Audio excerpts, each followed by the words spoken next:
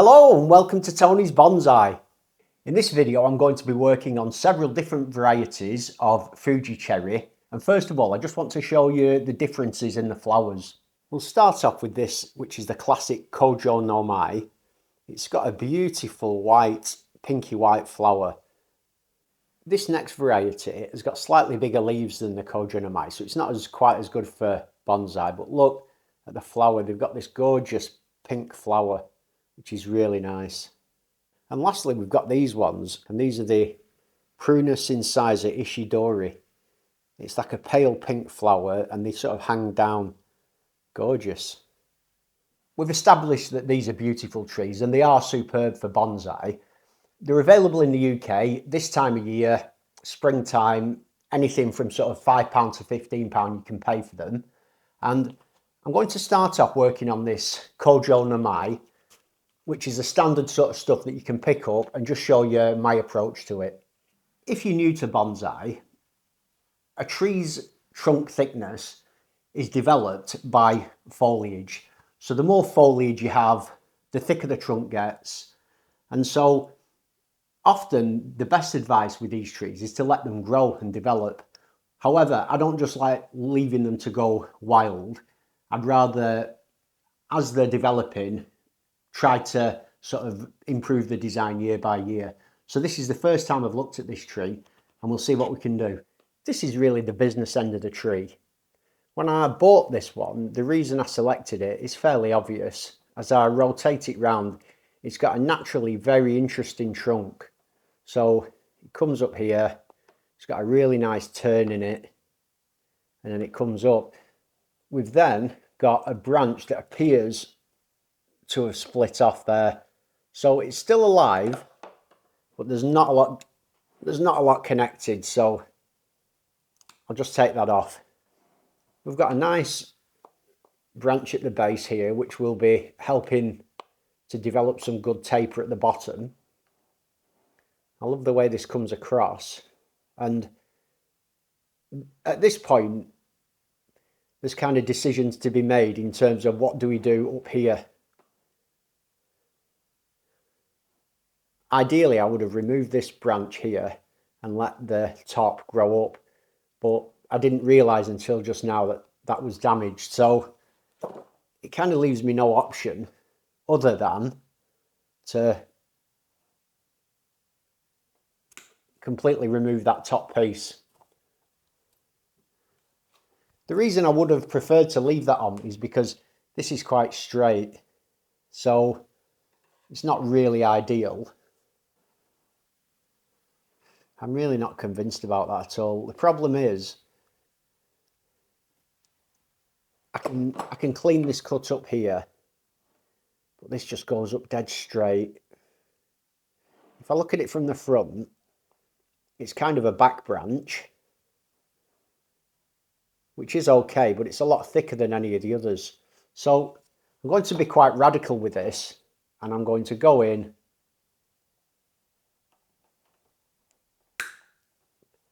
and take the whole top of that tree off there, and allow this here now to become the new apex of the tree.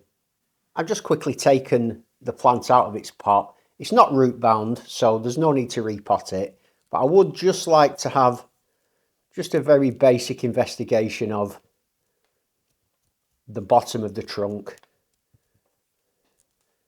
just to see if there's any major problem roots that I can perhaps remove at this point. See, I'm coming quite a way down. Look how far I've got there. I've never done any root exploration on a Fuji cherry in the past, so this is all new to me. It certainly seems to have lots of good healthy roots anyway. That's very positive. Always nice to see. But these roots at the top of the soil are pointing upwards because they've been growing into the available space. So one like that, it's just coming directly upwards.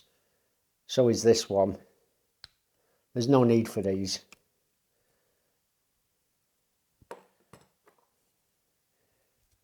And we're getting, hopefully now, down to some sort of Nebari. Okay, I've given it a rinse and we've got this one root sticking right up in the air and that has to go. Can't have that one. So these are a good spread on this side now. Here though, I do have roots that are coming vertically up. They've got to go. And then when I look round at this side, we've got this root's definitely coming up, unless I can get that. No, that's tearing that as I move it, try to move it, so that had to go. At this stage now, what I won't be doing is cutting all these bottom roots off and removing lots of roots. I just don't see the point. I want this to grow healthy this year. You know, I've made a major chop.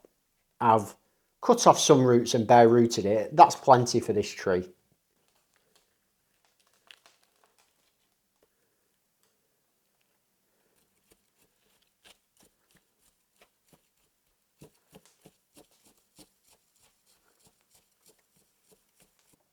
Well, I'm pleased with that. This has had the cut paste applied. It's nicely potted up and I won't do anything with this now until this time next year. It's just given a good 12 months to grow and develop. Next up, we've got the Prunus incisor Paena, the one with the pink leaves. It's not quite so obvious what to do in terms of the design of this tree. But the first thing I want to do is take a look at the roots. Okay, well, this Paena had crazy strong roots. To me, they remind me almost a bit more like an azalea than anything else. Seems to have like a decent sort of flare.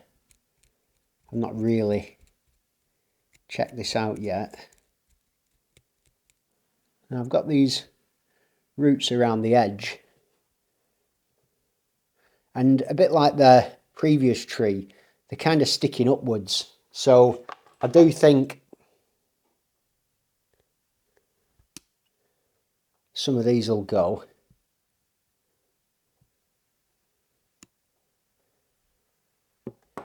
That'll just be able to give me a bit more of an idea of what's going on here. This part does seem to be a bit of a dip down to the roots, that's okay. It's just the way it is. And then these ones here that I started with, there's a root going upwards there. I can go. And I don't think that's too bad for the sort of first working on some roots. That's all repotted up now. It'll be nice and happy in there. You might have noticed I didn't really remove any roots and I've not removed any foliage yet. You know, I do, as I said earlier, I want this to thicken and grow. Now's the time to have a good look at this tree and try to work out the future direction of it. I could have it as a kind of broom style coming up with 3 kind of sub-trunks. That's possible. Or I've got the option of removing one of these trunks. Either this could go or this could go.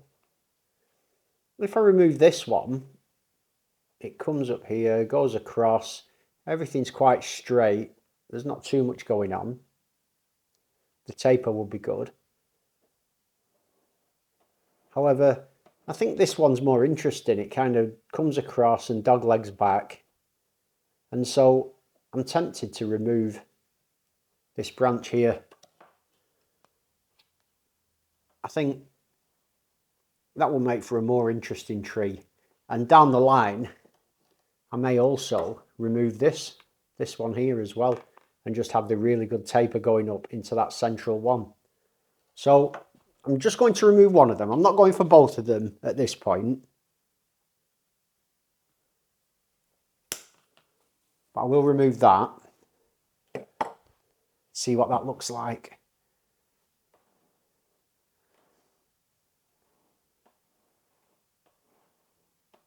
I'm pleased with that. I think it opens the design up. I won't remove any more for the time being, but I definitely think that's an option in the future to get rid of that. We'll just have to see. I don't know what it'll look like and how I'll feel about this in 12 months' time.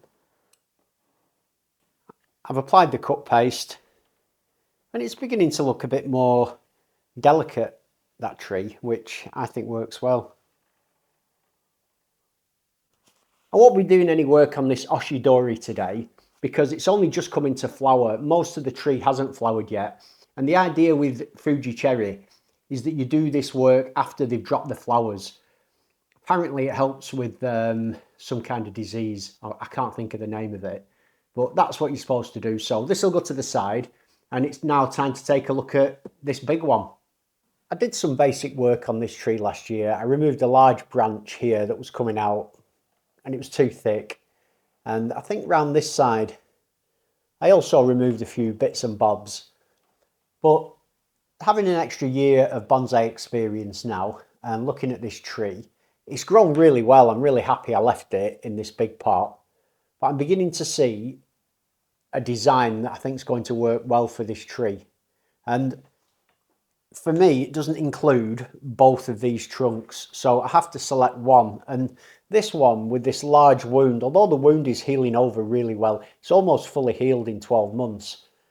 It's kind of swells up. So it's got quite bad inverse taper really from there to there. There's these two big branches coming from this point here. And I just don't like this whole area. Plus, I love the aesthetic of a sort of tree that comes and moves across like that. I think it looks really good. So this branch has to go. However, I'm not just going to cut this off because I think I see the potential for an air layer on this branch here. I think that could work well. But I definitely know there's no future for this inside branch. So that's one that can definitely be removed. So I'll get rid of that one just to clean things up a bit. Let some extra light into the tree. And I'm not doing the air layer now, but I want to show you the plan that I've got. There's not much movement to this branch. It's quite straight and long. But when it gets up here, it's got a really nice branch coming off and then there's some nice twisting and it comes downward. And I think this section here could make a really nice literati.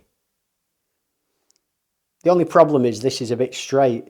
So I'm thinking of adding some wire to this and putting a bit of movement into it. It's quite hard to see here. But what I've done is I put a roll of vet tape and then one coil of wire.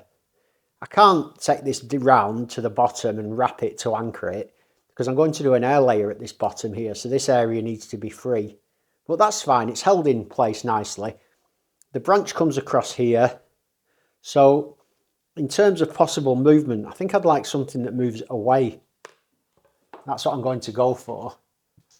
Cherry, I believe, is quite a brittle wood. So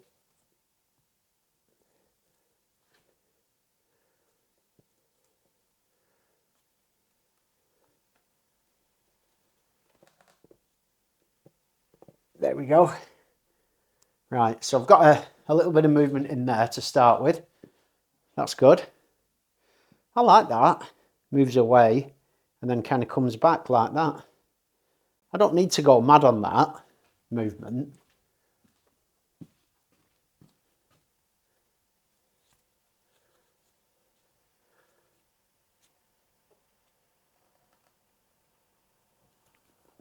There. That's nice. I like that. So if we add the air layer there, we've got some nice movement across and back. This can be taken around in the future like that. But this basic movement there just gives us a bit of some interest instead of it being dead straight. I want to try and get a bit of bend higher up if I can as well. Up there, like that.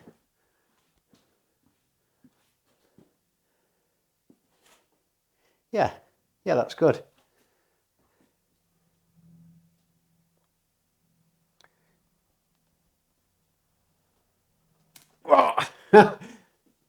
I went too far with that. Did you hear that? Of course you heard it. Crack. You know what I'm going to do? I'm going to just straighten that up there into that position. I'll keep the lower bend in. I'll force that back. So we've still got some nice movement. And I'm just going to leave it and see what happens. I've got a feeling that's going to heal up and be okay. We'll just have to see.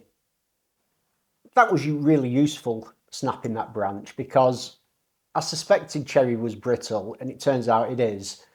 But in future, when I'm working on the proper tree, I've got more of an idea how far I can push it when I'm bending and stuff. So experience like that's never wasted. Next thing is to take a look at the roots. I'm suspecting this one's going to be fairly root bound and quite congested down here, which is why I think it's definitely the time for me to take a look and sort out any major problems, but hopefully not disturb the roots too much. I suspect I'll end up bare rooting it, but if I can do it the same as the others and not remove a lot of root, that'd be great.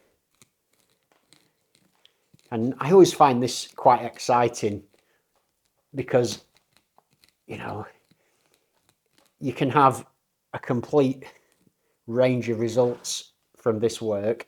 You know, I could potentially find like a really good, nice, interesting radial spreader roots, or they could be horrific. Judging by what I've seen so far, I don't think they'll be terrible, but I think I'm going to have some roots coming upwards and sort of possibly even encircling the trunk. So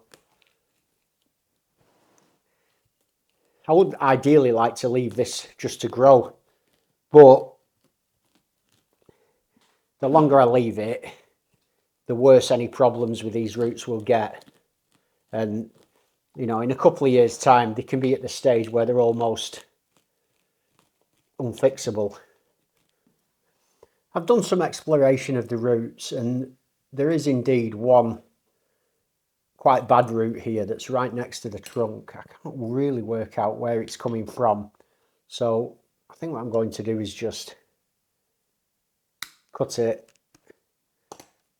and pull it. Yeah, that comes from somewhere down there. And this end, I think this is the end that might be connected to the trunk, just around here perhaps.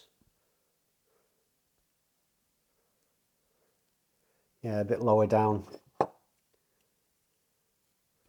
I'll do a bit more digging and come back to you. Okay, I've given the roots a bit of a rinse, so hopefully now I can see where these roots come from, and I can see that this one curls around from that side, so with a bit of luck that can just be cut away like that.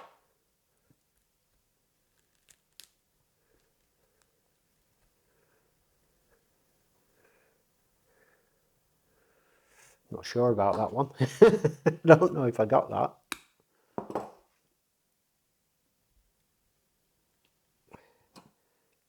Perhaps it's that whole knuckle there.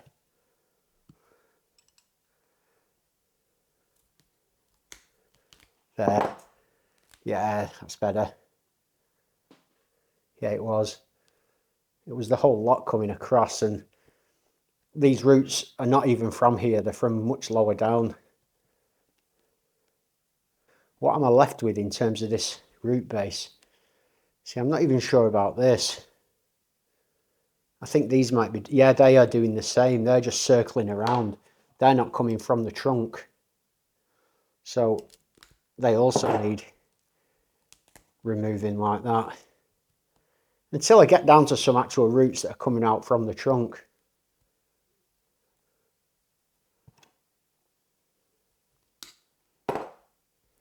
We've got one here. That's coming from the trunk.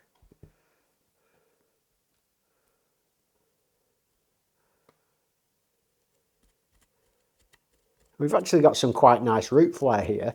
the base of the tree. Look how wide it goes there. Look at that. Which is good. That's what you want. This again, look. That's not root. Coming out of the trunk anyway. That's coming from lower down.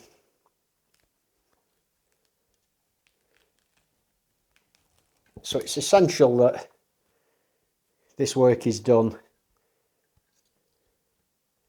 It's definitely better to get it out of the way at this stage. Oh, look at that one there. See, that's not even attached there, that whole lump there. Flipping out. Wow.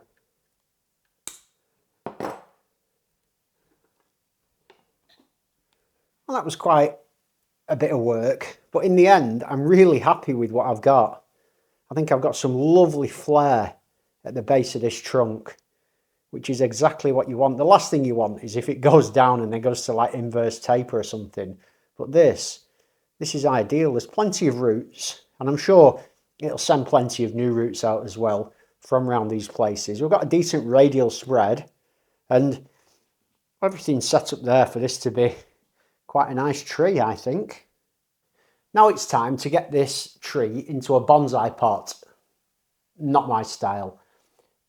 I've removed a fair bit of root off this, but that's a lot of really good work done now. I've set that sort of structure up of the base, and I want this to grow. You know, I want this substantially thicker, really.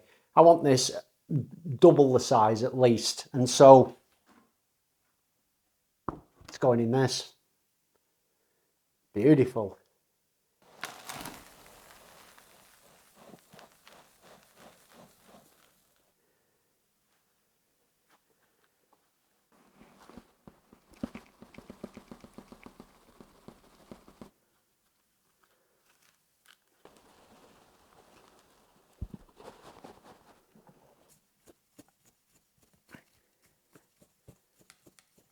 I'll be coming back to do the air layer on this branch. Probably do that in about 4 to 6 weeks.